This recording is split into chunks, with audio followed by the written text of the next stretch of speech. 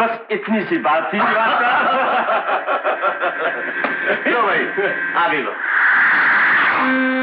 आओ। देखो तो कैलाश बाबू कब से तुम्हारा इंतजार कर रहे हैं। नमस्ते। दीवान साहब ने बताया कि तुम पिकनिक पर गई हो। कितनी खुशकिस्मत हो पूनम कि तुम्हें इतने अच्छे सुसज्ज मिले, वरना आजकल के जमाने में कौन अपनी विधवा बहू को इस तरह घूमने फिरने की इजाजत देता है। कैलाश बाबू, मैं तो यही चाहता हूँ बहू खुश रहे, किसी तरह इसका दिल बहले, वरना ये तो अड़ोस पड़ोस में भी नहीं जाती। मैं कायल हो गया हूँ दीवान साहब, क्या ऊंचे ख्यालात पाए हैं आपने।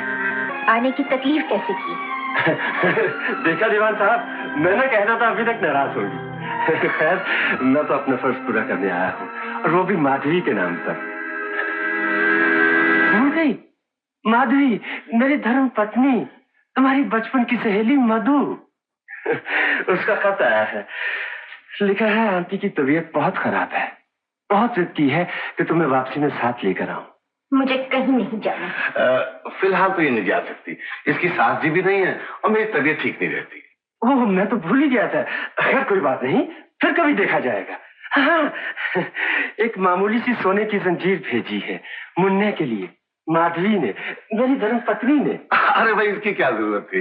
मैं बच्चे को सोने की चीजें नहीं पहनाना चाहती बाबूजी। तुम खुद सोचो पूनम, बेचारी का दिल टूट जाएगा। बेचारी ने बहुत प्यार से हनुमान जी के पांव छू कर भेजी है। ऐसी बात है बहू, तो ले लो। आप कहते हैं तो ठीक है बाबूजी, चलो खुद ही पहना दो उसे। कितना प्यारा है तुम्हारा बेटा। मत छू उसे। ठीक है, अपने हाथों से तुम ये चेन से पहना देना। कान खोलकर सुन लो, मुझे तुम्हारा यहाँ आना बिल्कुल पसंद नहीं। लेकिन मुझे यहाँ आना बेहद पसंद है। जब मेरा तुम्हारा कोई संबंध नहीं तो ये आना जाना किस लिए? पुराना संबंध बढ़ाने के लिए। मैं तुम्हारे इरादे खूब जानती हूँ। तुम मुझे बदनाम करना चाहते हो, मेरी मजबूरी का फायदा उठाना चाहते हो। तुम भी तो किसी की मजबूरी का फायदा उठा रही हो। कैलाश, क्या तुम्हें मुझ पर जरा भी दया नहीं आती? ये बात हुई ना, लेकिन मेरी दया की कीमत होती है Madhavi. I am sorry Poonam, कीमत चुका दो तो मैं हमेशा के लिए दफा हो जाऊंगा, और फिर अपनी मनहूस सूरत तुम्हें कभी नहीं दिखाऊंगा। सोच लो, फिर आ जाऊंगा। फिर यहाँ आने की कोई जरूरत नहीं।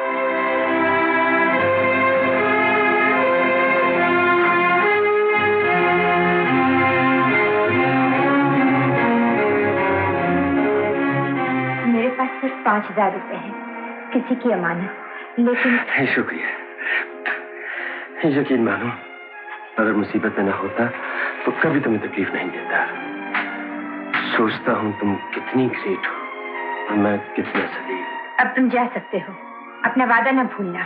फिक्र मत करो, अब मैं अपनी शक्ल तुम्हें कभी नहीं दिखाऊंगा। अच्छा, बाय बाय। और हाँ, याद रखना, ये चेन किसी को जांच पड़ताल के लिए नहीं देना। देखने में सोने की, लेकिन है असली पीतल की, बिल्कुल तुम्हारी तरह, असली माधवी और नकली पूनम।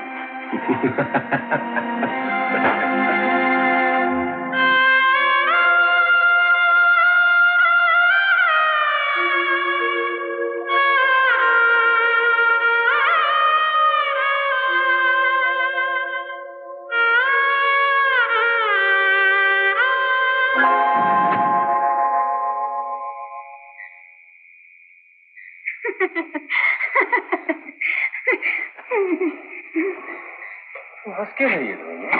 हंसने की बात ही तो है बाबूजी, तुम इतने प्यार से लाए और उनने फेंक दी। कोई बात नहीं, हम प्यार से लाए, तुम प्यार से रख लो। हाय, सोने की चेन मुझे दे दी बाबूजी। इसलिए कि अब तुम हमें अच्छी लगने लगी हो, मगर किसी को दिखाना नहीं, वरना कोई चलने लगेगा। किसी को नहीं दिखाऊंगी बाबूजी, छुपाकर बक्से में रख दूंगी। फिर कब मिलोगी रमैया? क्यों, बीबी जी को कोई चिट्ठी देनी है? अरे छोड़ो उन्हें। दीदी, ओ दीदी, कहाँ हो तुम? एक दूध ऊपर जाना है। दरवाजे पे किससे बातें कर रही थी? मैं किससे बातें कर रही थी रे? मैं तो दरवाजा बंद कर रही थी। झूठे कहेंगे। चल चल, मुन्ने के लिए दूध दे और सबके लिए खाने लगा। काम चोर। भैया, शालू, तुम्हारे लिए कॉफी लाई हूँ। कब तक जागने का इरादा है? जब तक काम पूरा ना हो जाए। देखो ना, सारा दिन तो पिकनिक में तुम लोगों के साथ फंसा रहा। अब ये कागजात इतने जरूरी है, अगर सुबह तक नहीं दिए तो गड़बड़ हो जाएगी। भैया, अगर मेरी भाभी होती तो ये कागज हटाकर तुम्हें हुक्म देती कि चलो चलकर सो जाओ, सवेरे जल्दी उठना है, और तुम झट से जाकर रजाई में दुबक जाते। अच्छा? और अगर हमारी माँ होती तो तुम्हें समझाती कि बेटा, अगर एक अनजान लड़की ने तुम्हें धोखा दिया और शादी के वक्त पर भाग गई तो तुम क्यों सन्यासी बनवासी बने जा रहे हो? अरे पगली, मैं कहाँ सन्यासी वन्यासी बने जा रहा हूँ। ये तो शुक्र करो कि लड़की शादी से पहले भाग गई। अगर शादी के बाद भाग जाती तो मैं किसी को मुंह दिखाने के लायक ही न रहता। पहले तुम ये बताओ कि तुम्हें मेरी सहेलियां कैसी लगी? अच्छी है, बहुत अच्छी है। अच्छा, अब ये बताओ कि तुम्हें सबसे ज्यादा कौन पसंद है? आशा, कुमुद, रेखा, जिसका भी नाम लो उसी से चट मंगनी पट ब्याह। शालू, जो तुम्हारे भैया की जीवन संगनी बन सके वो इनमें से कोई नहीं। तो फिर वो कौन है? जो भी हो, मैं उसे मना लूंगी। पिताजी का अरमान पूरा हो जाएगा, मुझे मेरी भाभी मिल जाएगी, तुम्हारा जीवन संवर जाएगा। कौन है वो? बताओ ना भैया, तुम्हें मेरी कसम। उसका नाम है पूनम। पूनम? शेखर भैया की विधवा, एक बच्चे की माँ? क्या तुम पागल हो गए हो? क्या दुनिया भर की कुंवारी लड़कियां मर चुकी हैं जो तुमने ऐसा सोचा? या फिर विधवा वेश की आड़ में पूनम ही तुम पर डोरे डालती रही है? शालू, शालू, ये मैं कभी सोच भी नहीं सकता था। मेरी बहन कीचड़ और गंगा जल में फर्क नहीं समझ सकती। तुम जा सकती हो।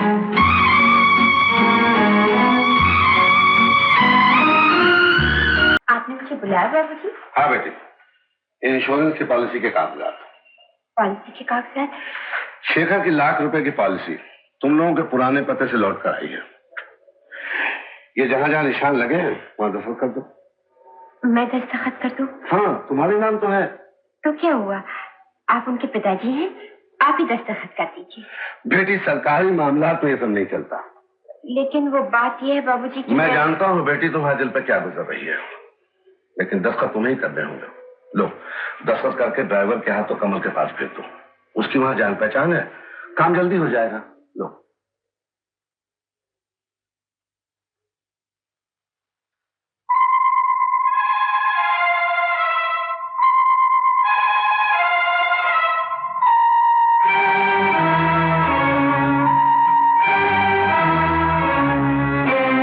अब क्या करोगी मधु? पूनम की दस्तखत, जालसाजी, जानती हो उसका नतीजा क्या होगा? जेल। डरो मत मधु, मुझे कोई नहीं पहचानता। अब तुम ही पूनम हो, तुम ही इस घर की बहू हो। और ये तुम्हारी आखिरी जिम्मेदारी है जो तुम्हें निभानी पड़ेगी। याद रखो मधु, तुमने मुझे वचन दिया था, तुमने मुझे वचन दिया था, तुमने मुझे वचन दिया था।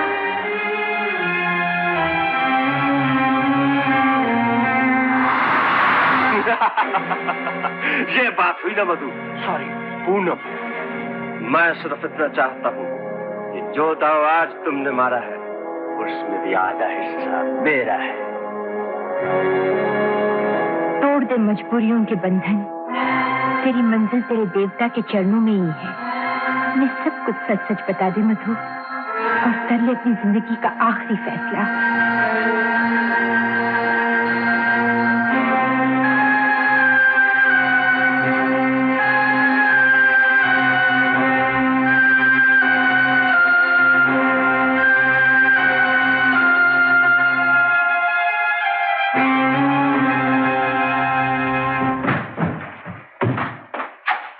शितू, कहाँ जा रहा है?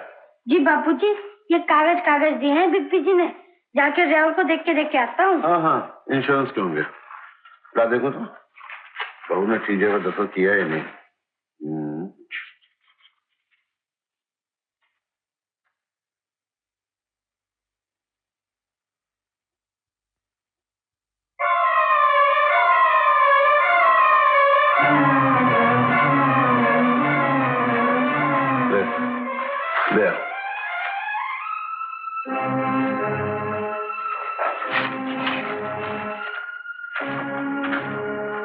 मेरे सपनों के देवता, आज मैं आपके सामने अपनी मजबूरियों के बंधन तोड़ने का साहस कर रही हूँ। आज मैं आपको सब कुछ बता देना चाहती हूँ। आप मुझे पूनम समझते हैं, लेकिन मैं पूनम नहीं, माधवी हूँ। वही माधवी जिसने आपके जीवन में जहर घोल दिया था। मेरी सबसे बड़ी भूल थी जब मैं ब्याह मंडप से भाग गई थी।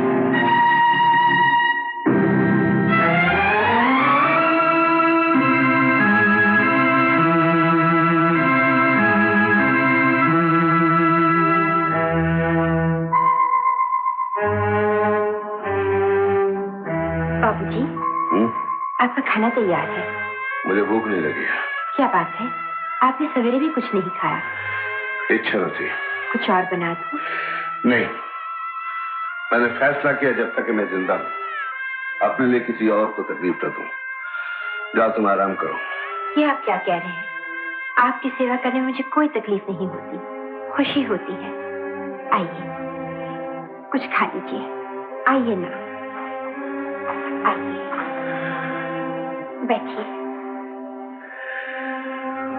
बूढ़ा आदमी उस पुरानी दीवार की तरह है जिससे सब कुछ बचकर चलना चाहिए। हमें तो इसी दीवार का सहारा है बाबूजी। आपको मेरी कसम, जिद न कीजिए, खाइए ना बाबूजी। अरे वाह चाचा जी, भाभी तो आपको बच्चों की तरह खाना खिला रही है।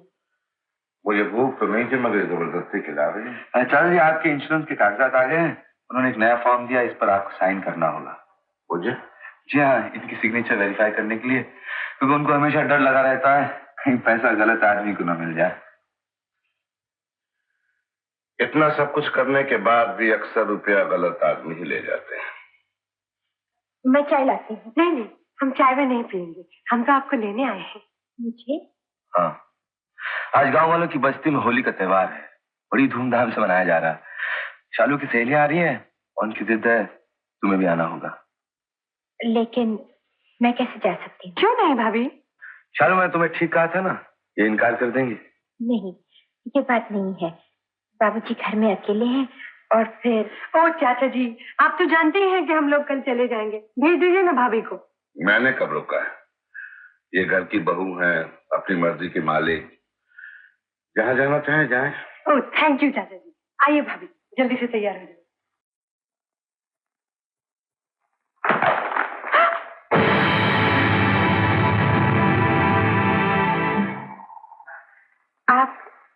आप अभी तक सोए नहीं? जब घर की जवान बहू बाहर रंगरलियां बनाती फिरे तो बूढ़े ससुर को नींद कैसे आ सकती है? बाबूजी, कुछ दिनों से देख रहा हूं कि तुम अपनी जिंदगी को रंगीनियों से भरने पर तुली हुई हो। ये आप क्या कह रहे हैं? उन लोगों ने मुझे जबरदस्ती रंग डाला, मुझे वहां नहीं जाना चाहिए था। न जाती तो विधवा की मांग में भरा हुआ गुलाल सिंदूर बनकर कैसे चमकता? बाबूजी, आज आप अपनी बहू की कौन सी परीक्षा लेना चाहते हैं? मैं तुम्हारी असलियत जानना चाहता हूँ। मेरी असलियत तो मेरा नसीब है, इसने मेरा सब कुछ छीन लिया है। और अब उसी नसीब को बनाने के लिए कमल का सहारा लेना चाहती हो? ये क्या? हाँ, तुम्हारा राज, तुम्हारा धोखा, तुम्हारा फरेब। माधवी, मैं तुम्हें देवी समझता था, बहू मानकर तुम्हें प्यार से अपनाया था, अपने बुढ़ापे का सहारा माना, बच्चे की जिंदगी तुम्हारे हवाले कर दी, इस घर की मान, मर्यादा, दौलत, इज्जत सब कुछ तुम्हारे हवाले कर दिया। और तुमने मेरे साथ इतना बड़ा विश्वासघात क्यों किया? बोलो क्यों किया? तुम्हें दौलत चाहिए, रुपया चाहिए, जागीर चाहिए, क्या चाहिए तुम्हें? क्या चाहिए? क्या चाहिए तुम्हें?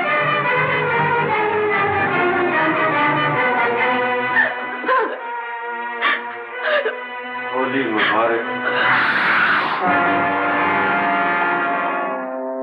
तुम यहाँ? रहने दो मत। अब यहाँ रोशनी न हो सकेगी। मैंने आते ही बिजली के सारे तार खींच दिए थे। बदमाश! बाहर के उजालों में तुम्हारा दीदार न हो सका तो चुपके से अंधेरों में आ छुपा। शैतान! चोरों की तरह किसी के कमरे में आना कहाँ की शराफत है? एक चोर दूसरे चोर से शराफत का तकाजा कर? बहुत खूब माधवी, तुम्हारे ससुर ने मेरी बेइज्जती करके मुझे घर से बाहर निकाल दिया, तो मैंने सोचा मैं उसके पास जाऊं जो कि मेरा अपना हो। मैं जानती हूँ तुम मेरे राज को आड़ बनाकर इस घर को लूटना चाहते हो। नहीं माधवी नहीं, आज तो मैं सिर्फ इसलिए आया हूँ कि आज होली का दिन है, बिछड़े हुए मिल जाए। अब मुझे तुम्हारी दौलत नहीं, तुम्हारा दिल चाहिए। नीच कमीने! दिल चाहिए मधु। कमीने, मैं हमेशा के लिए मेरा जीवन शोलों के हवाले कर दिया, मेरे अरमानों को तिनके की तरह आंधियों में उड़ा दिया। लेकिन आज मेरे जीवन पर पड़े हुए सारे पर्दे हट चुके हैं। सबको मालूम हो चुका है कि मैं कौन हूँ, क्या हूँ। मधु, मैं तो बिगड़ी हुई बात को बनाना चाहता था, जो हो उसे भूल जाओ। भूल जाओ? जलील कमीने, तू अपने गंदे इरादों से एक स्त्री की पवित्रता को रोलना चाहता है, लेकिन अभी मेरा फैसला बाकी है। मधु, इस आग से मैं तुम्हारी मक्कार आंखों को दाग दूंगी। मधु प्लीज। इन आंखों ने न जाने कितनी मासूम लड़कियों को तबाह किया है। आज मैं इन आंखों को हमेशा के लिए बंद कर दूंगी। मधु, हमेशा के लिए। मधु, मधु क्या भाग रही हो?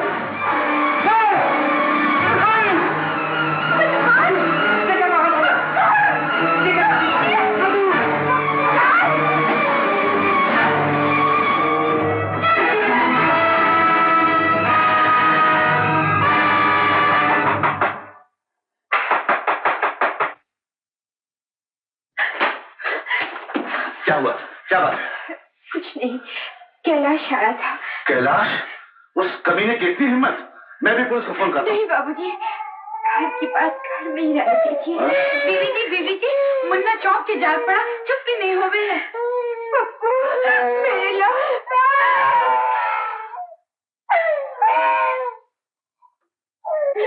नहीं, चलो सो जाओ। नहीं रोते, सो जाओ। नहीं रोते। पप्पू,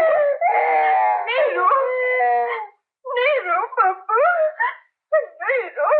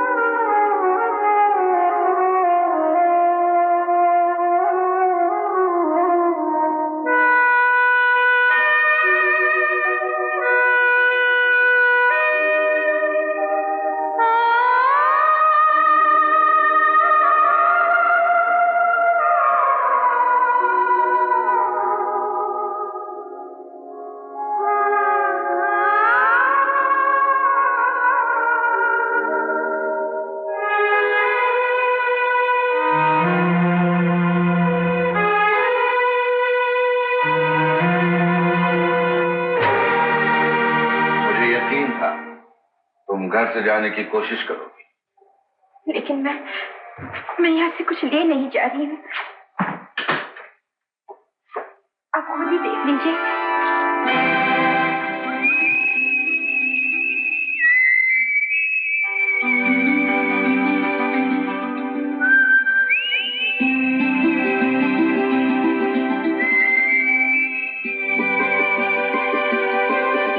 जिसकी याद को साथ लेकर जा रही हो, वो जब तुम्हारे बारे में पूछेगा तो क्या कहूंगा?